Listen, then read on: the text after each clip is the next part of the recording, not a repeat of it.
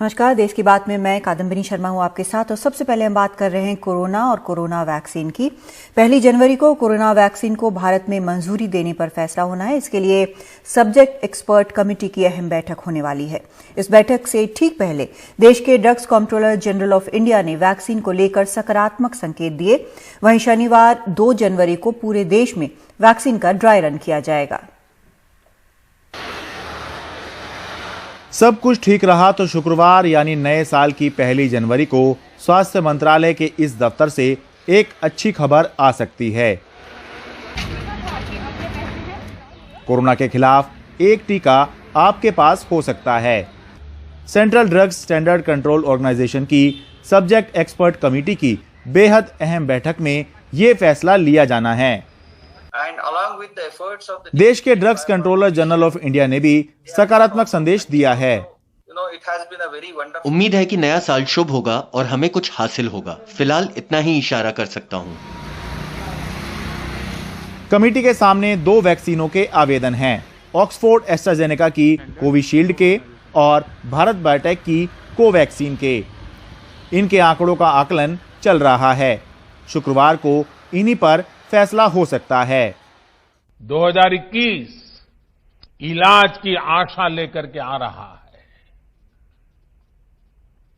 Vaccine को लेकर भारत में हर जरूरी तैयारियां चल रही है। भारत में बनी वैक्सीन तेजी से हर जरूरी वर्ग तक पहुंचे, इसके लिए कोशिशें अंतिम चरणों में हैं। टीकाकरण की तैयारी को लेकर 4 राज्यों में हुए ड्राई रन के बाद अब और सीधा चलते हैं। रमेश पोखरियाल निशंक यहाँ पर बयान दे रहे हैं। बच्चों को इस बीच ऑनलाइन पढ़ाया भी है, उनकी परीक्षाएं भी करवाई हैं, रिजल्ट भी दिया और अब हम आगे की इस सत्र की तैयारियों में जुटे हुए हैं। और डिजिटल इंडिया जो हमारे देश के प्रधानमंत्री का विजन था, इस कोरोना काल ने उस विजन को क्रियान्वित किया धरती पर। मैं समझता हूं कि 33 करोड़ छात्र छात्राओं को ऑनलाइन पर लाना दुनिया सोच भी नहीं सकती है। हाँ, अभी कुछ छात्र छात्रा ऐसे हैं जिनके पास स्मार्ट टेलीफोन नहीं है, जहां नेट की सुविधा नहीं है, लेकिन हमने उनको भी वंचित नहीं रखा। हम टेलीविजन के माध्यम से, रेडियो के माध्यम से, सामुदायिक रेडियो के माध्यम से, और जैसे कि one nation one digital platform की हमने बात की थी, और क्लास 1 चैनल की बात की थी, और हमारे स्वयं प्रभा के 32 चैनल जो 24 घंटे हमारे छात्र छात्रों के लिए समर्पित हैं।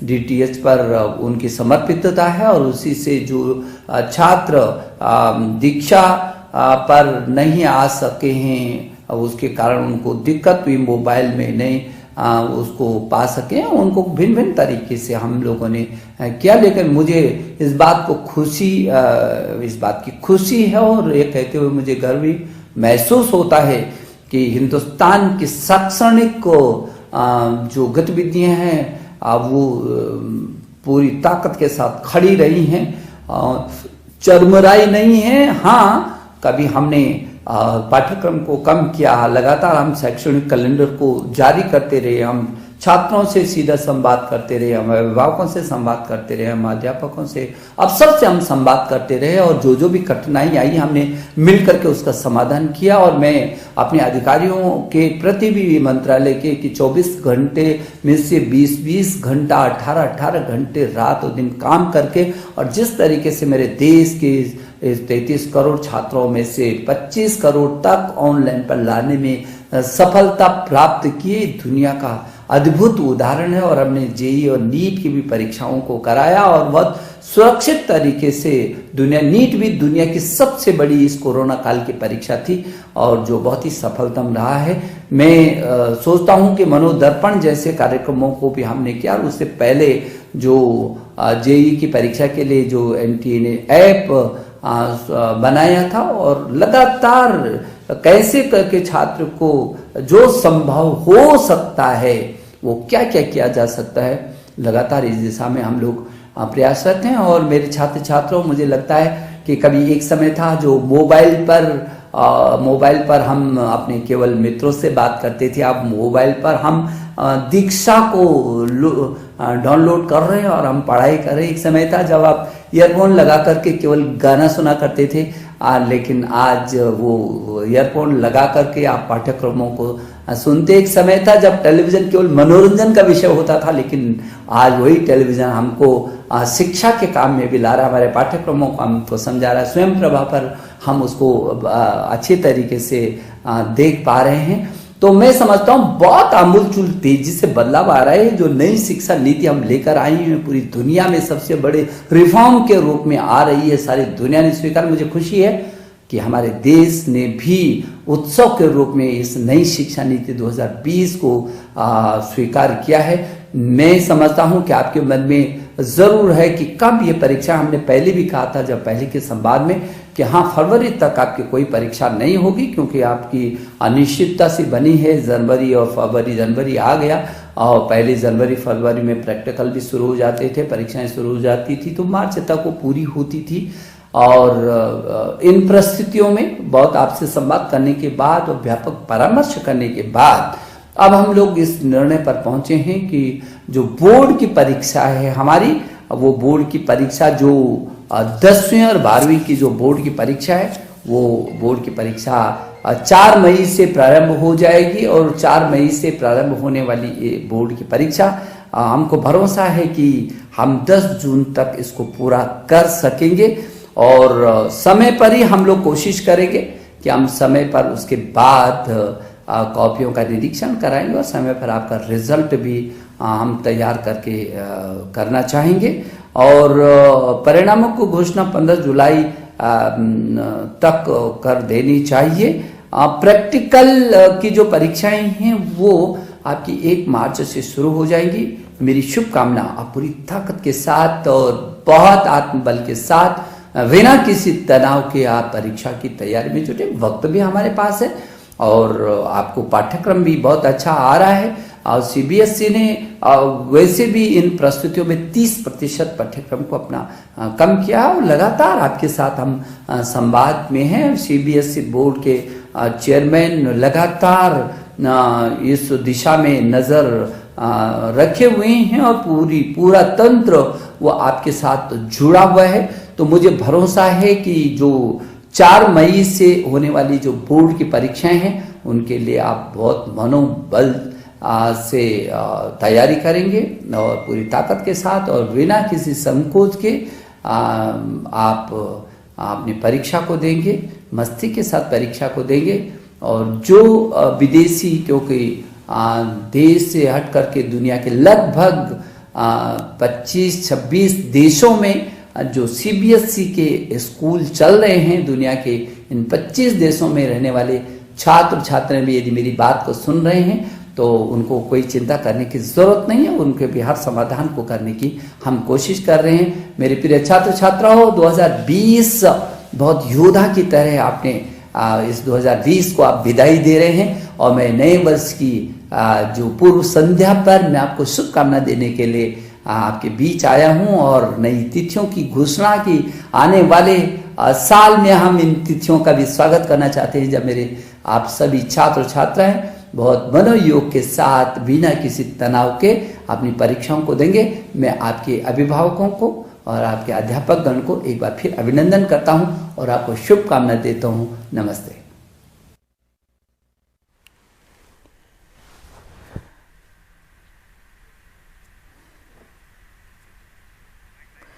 तो आप सुन रहे थे यहाँ पर खुद शिक्षा मंत्री को, और उन्होंने साफ ऐलान किया है कि सीबीएसई बोर्ड की परीक्षाएं जो हैं वो 4 मई से होंगी, 10 जून तक चलेंगी और 15 जुलाई तक रिजल्ट जो है वो आ जाएगा। सीधा रुख करते हैं हमारे सहयोगी सौरभ शुक्ला का। सौरभ, काफी अहम ऐलान है ये। जी बिल्कुल काफ़ी अहम ऐलान है और यही वजह है कि खुद केंद्रीय शिक्षा मंत्री रमेश पोखरियाल निशंक इस वक्त ये अनाउंस कर रहे हैं ये स्केड्यूल सीबीएसई बोर्ड का, क्योंकि हमने जिस तरीके से देखा कि इस पूरे साल परीक्षा जो क्लासेस हैं वो तरीके से नहीं चल पाई। शुरुआत में जो रिजल्ट्स भी जो आए वो भी लेट आए और कुछ एग्जाम्स जो नहीं हो पाए थे वो भी बाद में कराए गए, जिस वजह से पूरा का पूरा जो सेशन था वो लेट हो गया। लेकिन सरकार ने बड़ा फैसला लिया है कादम्बिनी ये एग्जाम्स कराने का। जैसे कि आप भी बता रही थी कि 4 मई से लेकर के 10 जून तक ये एग्जाम्स कराए जाएंगे। पहले अमूमन फरवरी और मार्च में एग्जाम्स होते थे, लेकिन अब 2 महीने का विंडो दिया गया है, बढ़ा दिए गए हैं, ताकि जो टीचर्स हैं वो सिलेबस कंप्लीट करवा पाए। पहले ही जो है सिलेबस में 25% तक की कटौती की थी जो एजुकेशन मिनिस्ट्री है। तो सीबीएसई बोर्ड की जो परीक्षाएं हैं, कहा जाए ये सरकार ने आगे आके साफ कर दिया है कि परीक्षाएं कराई जाएंगी।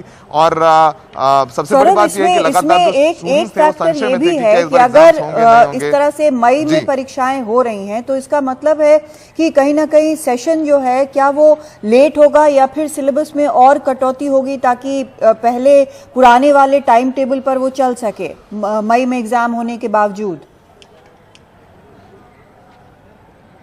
जी बिल्कुल, देखिए इसीलिए डिले किया गया है क्योंकि कादम्बिनी हर साल फरवरी मार्च में एग्जाम्स करा दिए जाते थे, लेकिन क्लासेस हो नहीं पाई और उसके बाद कई राज्यों ने क्लासेस शुरू की 9 से लेकर के 9वीं से लेकर 12वीं तक की, ताकि बोर्ड के जो एग्जाम्स हैं उसके लिए तैयारी कराई जा सके, सिलेबस कंप्लीट कराया जा सके। तो पहले ही सीबीएसई बोर्ड ने जो 10th और 12th का सिलेबस था वो कम कर दिया था, लगभग 25% तक सिलेबस कम किया गया था, ताकि जो शिक्षक हैं वो समय पर सिलेबस कंप्लीट करा पाए। तो सिलेबस भी कम किया गया और उनको ये 2 एक्स्ट्रा महीने, यानी अब शिक्षकों के पास फरवरी, मार्च, अप्रैल तक का वक्त होगा जो बच्चों के सिलेबस है उसको कंप्लीट कराने के लिए। तो प्रैक्टिकल भले ही 1 मार्च से रखे गए हैं, लेकिन एक बहुत बड़ा फैसला है और जो सरकार ने ये फैसला लिया है एग्जाम कराने का, क्योंकि लगातार जो है अभी भी कोविड के केसेस तो जाहिर सी बात है आ ही रहे हैं। वैक्सीन की भी शुरुआत हो सकती है, जनवरी में हो जाए, लेकिन सरकार को ये उम्मीद है कि शायद मार्च या मई तक पूरे वैक्सीनेशन हो जाए या फिर कुछ स्थिति बेहतर होगी। और अभी भी वो लगातार अनाउंसमेंट कर रहे हैं। अभी थोड़ी देर बाद हमारे पास डिटेल्ड में डेट शीट आ जाएगी कि कब कौन सी परीक्षाओं के एग्जाम होंगे, लेकिन मोटे तौर पर पिछले हफ्ते शिक्षा मंत्रालय ने अनाउंस किया था कादम्बिनी कि फरवरी मार्च में एग्जाम नहीं होंगे, ताकि स्टूडेंट्स जो है वो अब आराम से तैयारी कर सकेंगे। आज 31 दिसंबर है, अब लगभग 5 महीने का वक्त, माफ कीजिएगा 4 महीने का वक्त पूरा रहेगा शिक्षकों के पास में कि जो बचा हुआ सिलेबस है उसको कंप्लीट करा लिया जाए। क्योंकि तमाम राज्यों में, दिल्ली की बात अगर छोड़ दें, दिल्ली में क्लासेस नहीं हो रही हैं अभी 10th, 11th, 12th की, उनको ऑनलाइन क्लासेस ही चल रही हैं, लेकिन कुछ राज्यों ने अभी क्लासेस शुरू कर दी हैं, क्लासरूम पे जाकर के स्कूल में क्लासेस शुरू की हैं। जैसे कि उत्तर प्रदेश में अभी क्लासेस चल रही हैं 9th, 10th, 11th, 12th की। दिल्ली में तो सरकार के जो मनीष सिसोदिया हैं यहाँ के शिक्षा मंत्री, उन्होंने साफ कर दिया था कि जब तक कोरोना का कहर जारी है तब तक परीक्षाएं नहीं होगी। लेकिन ये बड़ी खबर है, अब बोर्ड की जो 10वीं 12वीं की परीक्षाएं हैं वो 4 मई से लेकर के 10 जून के बीच कराई जाएंगी और जो प्रैक्टिकल्स हैं वो 1 मार्च से शुरू होंगे। कादम्बिनी, बहुत शुक्रिया आपका सौरभ इस पूरी जानकारी के लिए। तो ये अहम जानकारी खुद यहाँ पर मंत्री ने दी है और उन्होंने ऐलान किया है कि 4 मई से शुरू हो जाएंगी 10वीं और 12वीं की सीबीएसई बोर्ड परीक्षाएं और रिजल्ट जो हैं वो 15 जुलाई तक आ जाएंगे। तो इसमें वक्त काफ़ी शायद मिल जाना चाहिए छात्रों को जो करीब 1 साल से ऑनलाइन क्लासेस कर रहे हैं और मुश्किलें काफ़ी हुई हैं। एक छोटा सा ब्रेक लेते हैं।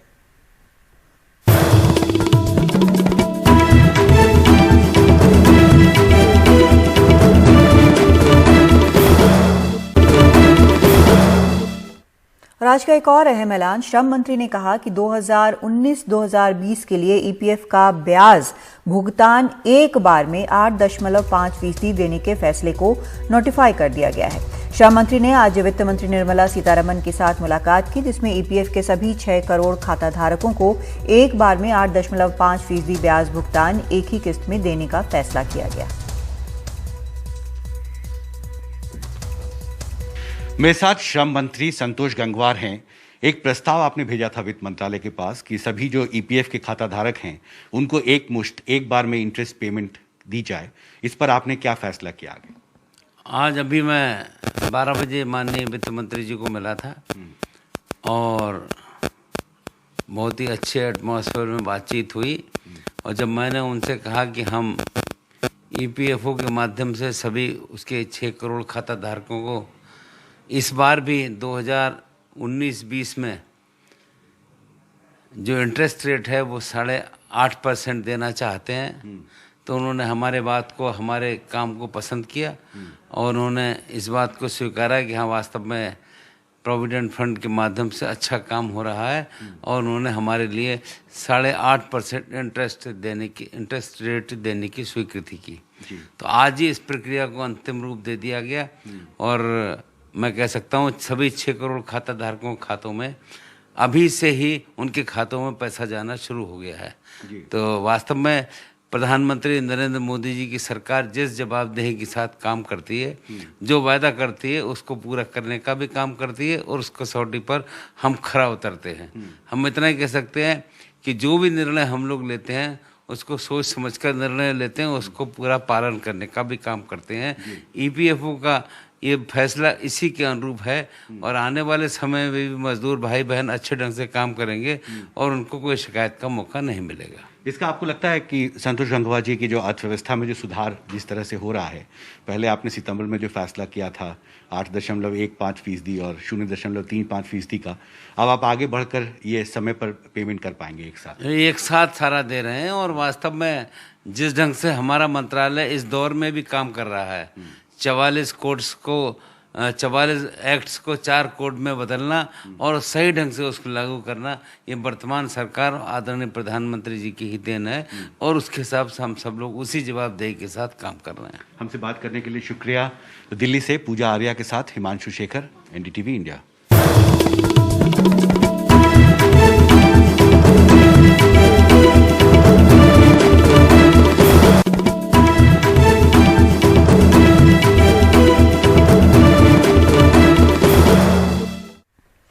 मध्य प्रदेश में कई किसानों को ठगने के आरोपी 2 कारोबारियों को पुलिस ने गिरफ्तार कर लिया है।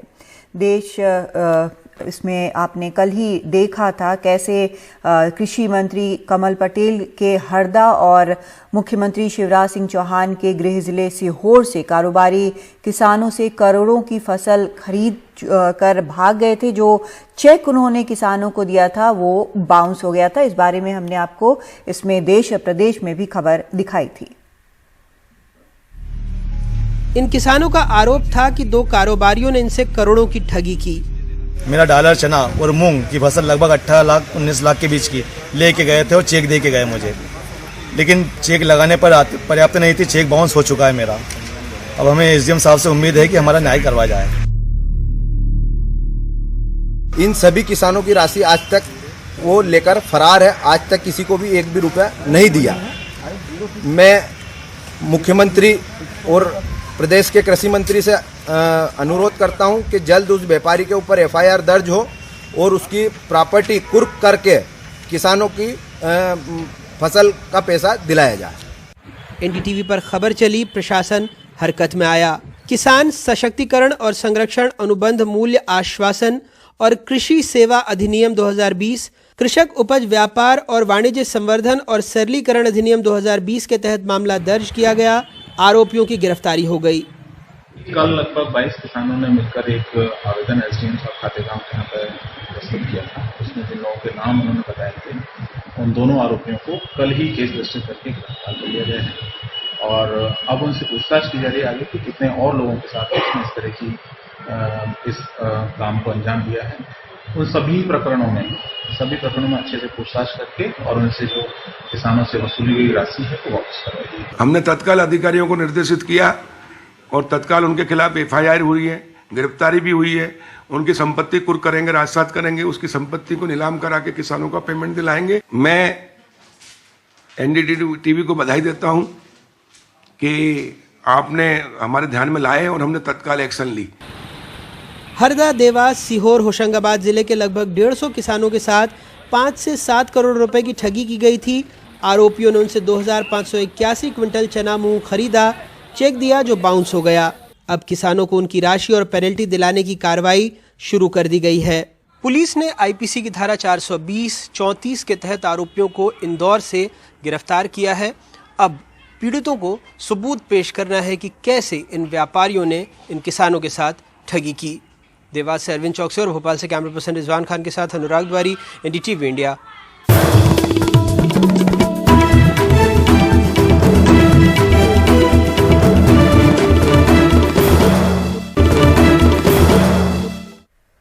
कोविड-19 का वायरस पुरुषों के मुकाबले महिलाओं के लिए कम घातक है, लेकिन महिलाओं में भी कोरोना संक्रमण के बाद स्वास्थ्य समस्याएं देखने को मिल रही हैं।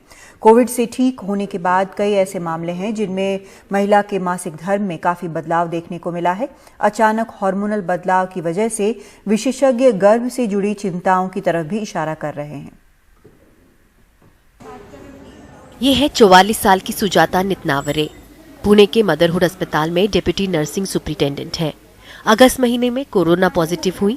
रिकवरी के बाद सब ठीक था, लेकिन अगले महीने से ही 15 दिनों का लंबा पीरियड और हेवी ब्लीडिंग के साथ मासिक चक्र में अनियमितता देख रही हैं। इलाज चल रहा है। जहाँ पे 5 दिन का मेंसेस होता है, मेरे 5 दिन से ज़्यादा 10-15 दिन जा रहा था और क्लॉट्स जा रहे थे, जिस वजह से मैं टेंशन में आ गई। उस टेंशन की वजह से मैंने डॉक्टर स्वाति गायकवाड़ से मिली, उनसे कंसल्टेंसी की। उन्होंने बताया कि ये पोस्ट कोविड साइड इफ़ेक्ट हो सकता है। उन्होंने मुझे चेक किया टोटली। उसके बाद उन्होंने मुझे मेडिसिन पे लिए जो हार्मोनल करेक्शंस था। उसके बाद फ्लो तो कंट्रोल हो गया, एवरीथिंग बहुत सब अच्छे से ठीक हो गया। लेकिन नेक्स्ट मंथ भी मुझे इरेगुलर मेंसेस शुरू हो गए, जबकि मैं अभी उनके पास कंसल्ट कर रही हूँ। गायनोकोलॉजिस्ट बताते हैं कि पेरीमीनोपॉज यानी करीब 40 से 50 साल की उम्र वाली कोविड मरीजों में ये ज्यादा दिख रहा है। संक्रमण के दौरान तनाव और डर के कारण हार्मोन्स में बदलाव को भी वजह माना जा रहा है। इनमें छोटी छोटी डेबिलिटीज भी पाई गई है और इनमें थोड़ा सा कोविड का इलनेस लॉन्गर भी देखा गया है। उन्हीं लोगों में हमने कुछ मेंस्ट्रुअल सिम्टम्स है, जैसे कि हेवी पीरियड आना, लेट पीरियड आना या हेवी ब्लड क्लॉट्स के साथ पीरियड आना देखा है। उसके रिकवरी टाइम में काफ़ी बार पीरियड की इश्यूज के लिए महिलाएं गायनोकोलॉजिस्ट के पास आ रही हैं और इस इशू को हम आसानी से सॉल्व कर सकते हैं। कोविड में एक तो इन्फेक्शन की वजह से और दूसरे स्ट्रेस लेवल जो बढ़ता है बिकॉज ऑफ पैंडेमिक, लेडीज लोग को बहुत काम हो जाता है, टेंशन हो जाता है।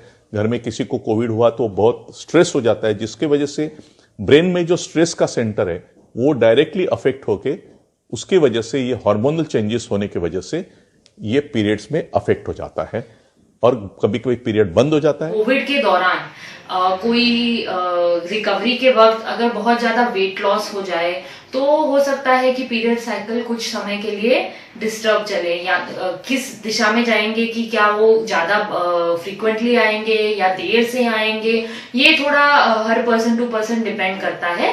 पर ये जरूर होता है कि थोड़ा सा डिस्टर्ब हो सकता है साइकिल। कोविड के कारण महिलाओं में हार्मोनल बदलाव से विशेषज्ञों में प्रेगनेंसी से जुड़ी चिंताएं भी हैं।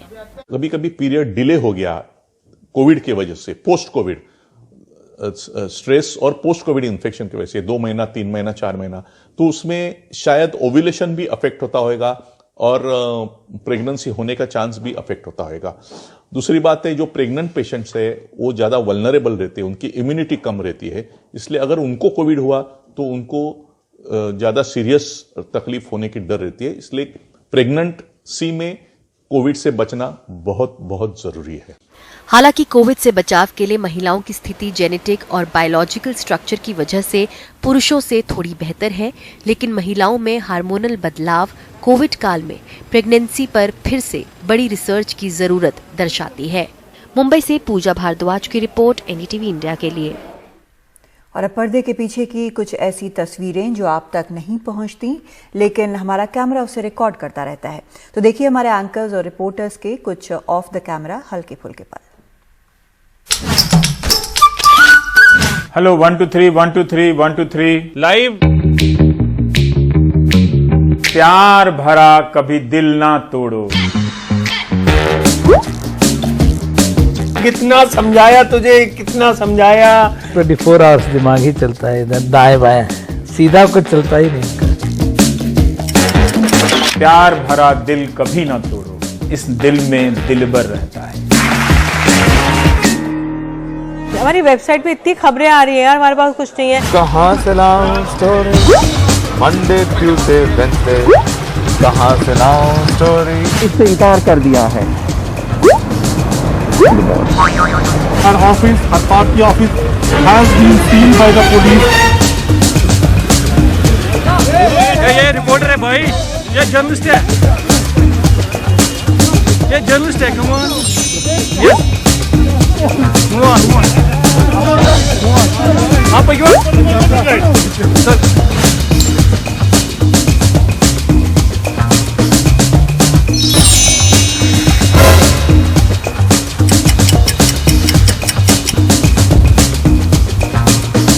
कंगना ऐसी कंगना सात समंदर पार से ये चिड़िया यहाँ आती है और लोग इन्हें दाना खिलाते हैं। अरे मेरे ऊपर दाना मत डालिए भाई, चिड़ियों के ऊपर दाना डालिए। बैठ जाना जरा, मैं उधर जाऊंगा।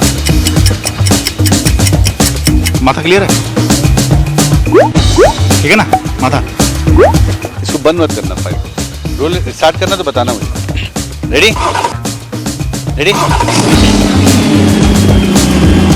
देश के 10 बड़े किसान संगठनों ने श्रम मंत्री के देश के 10 बड़े किसान संगठनों ने श्रमिक संगठनों ने काफी दिक्कतों का सामना करना पड़ रहा है। किस तरह से मजदूर परेशान हैं। राजस्थान में जो राजनीतिक संकट चल रहा है उसके बीच में अशोक गहलोत और मुख्यमंत्री सचिन मुख्यमंत्री नहीं उप मुख्यमंत्री, लेकिन मुख्यमंत्री तो बनना चाहते हैं ना। एनीवे, तो अब फिर रिकॉर्ड करते हैं। चलो नहीं, अरे वो अंग्रेजी का हिंदी वाला है। नहीं, मैं हिंदी को ही देकर आया हूँ। एक मिनट लगेगा, एक मिनट। अरे यार, अरे मैं हिंदी का रिपोर्टर हूँ। मैं लेट हो रहा हूँ भाई। 2 मिनट लगेगा, ओनली 2 मिनट। आप मेरे बड़े भाई हो, 2 मिनट, प्लीज मुझे मीटिंग करने दो एक बार। 2 मिनट लगेगा। मैं आता हूँ आपके पास। अरे 2 मिनट, सॉरी मैं प्लीज 2 मिनट लगेगा, ओनली 2 मिनट लगेगा। अरे मैं समझ रहा हूँ, इतने में तो हुआ था जिंदगी अपना बात कर रहे हैं। 1 मिनट बात सुनो, मेरे जूते मरवाने हैं क्या आपने? वहीं दिल्ली के सिंघू बॉर्डर पर लुधियाना से आए टैटू आर्टिस्ट किसानों के लिए फ्री में टैटू बनवा रहे हैं।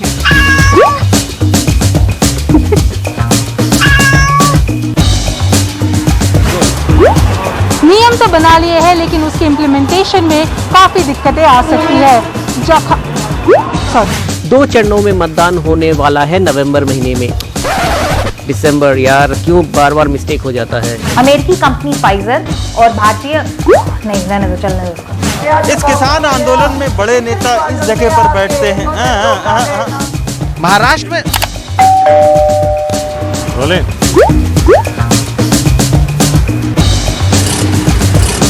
To step back. चालू हो गया ये? मध्य प्रदेश की राजधानी भोपाल में लगभग 20 पुलिस वाले और उनके परिजन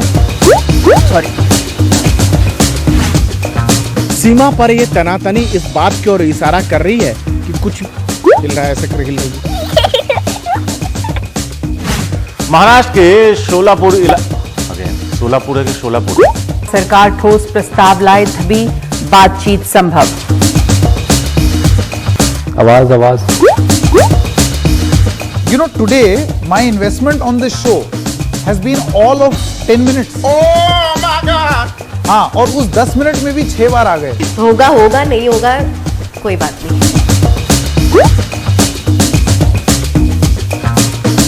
गड़बड़ हो गई।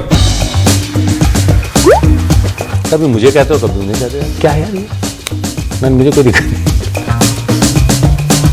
अगले साल से प्राइम टाइम इंग्लिश में करने वाला हूँ।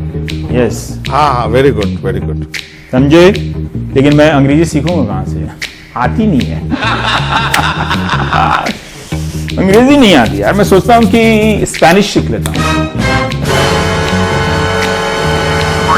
स्पेनिश में प्राइम टाइम करूंगा। चलो भाई, हो गया, चलिए बहुत है यार। ओके।